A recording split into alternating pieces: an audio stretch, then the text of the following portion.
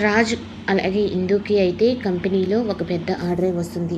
దానికి సంబంధించి అంతా కొటేషన్ అంతా వ్రాసి అలాగే డిజైన్స్ కూడా వేసి పెట్టాలని చెప్పనని ఆ వచ్చిన వాళ్ళైతే అంటారు. ఈ లోపల ఇంకా కంపెనీలో పనిచేసే స్వప్నానైతే రేఖ తనని మన గ్రిప్లో కానీ పెట్టుకున్నాము అంటే మనం చెప్పినట్టు వాళ్ళు వేసే డిజైన్స్ మొత్తం నాశనం చేస్తుంది.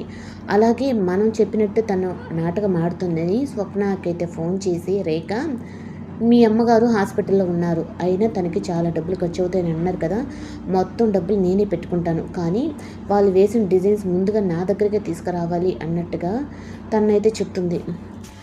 అందుకు స్వప్న కూడా అయితే అలాగే మేడం మీరు చెప్పినట్టే చేస్తాను అన్నట్టుగా తను చెప్తుంది. ఇంకా రాజు అయితే రేఖ మాట్లాడే మాటలన్నిటిని వినేసి ఇంక స్వప్నకైతే ఒక హామీ ఇస్తాడు. మీ అమ్మ బాధ్యత మాది, కానీ నువ్వు ఆ రేఖకి మాత్రం పని చేయొద్దు. ఎందుకంటే తను ఒక ఫ్రాడ్. ఇప్పుడు మా విషయంలోనే ఇంత ఆస్తి ఇందుది అని చెప్పి తెలిసినా కానీ ఫ్రాడ్ చేసి ఇదంతా లాక్కోవడానికి ఇదంతా చేస్తుంది అంటే, అయ్యో సార్ నేనెందుకు ఆ మేడం చెప్పినట్టు నేను చేస్తాను. ఎందుకంటే కావ్య మేడం రాజు సారు మాకెంత హెల్ప్ చేశారో మాకు తెలుసు ఆ విషయంలో. ఇప్పుడు నేను ఆయన చెప్పిన దానికి నేను ఓకే అనలేదు అంటే ఇంకా నా ప్లేస్లో ఇంకెవరినైనా పెట్టి తన పని చేపించుకుంటుంది.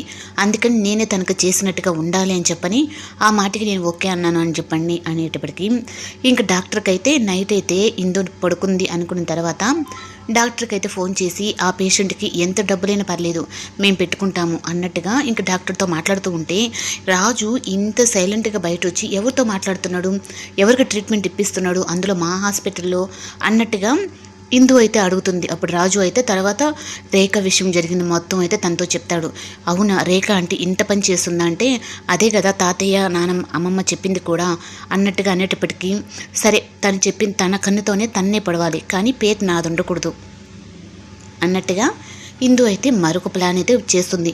ఈ డిజైన్స్ మనం ఒరిజినల్గా వేసినట్టు మన దగ్గర పెట్టుకొని ఆ డూప్లికేటివ్ డిజైన్స్ ఎత్తి తన దగ్గర పంపించేలా చేద్దాము అన్నట్టుగా ఇందు ప్లాన్ చేసేటప్పటికి ఇంకా దానికి రాజు కూడా ఓకే అంటాడు. ఇంక ఇదే పని స్వప్నకి చెప్పేటప్పటికి ఇంక స్వప్న కూడా రేఖకి అలాగే ఆ పేపర్స్ అయితే ఇస్తుంది. అమ్మయ్య ఇప్పుడు ఆ వచ్చిన ప్రాజెక్ట్ కూడా వీళ్ళకి రాకుండా పోతుంది. నాతో పెట్టుకుంటారా ఆ భార్య మొగుడు పిల్లము, అయినా నేను ఎంతవరకు మంచిదాన్నో అంతకంటే రెట్టింపు చెడ్డదాన్ని.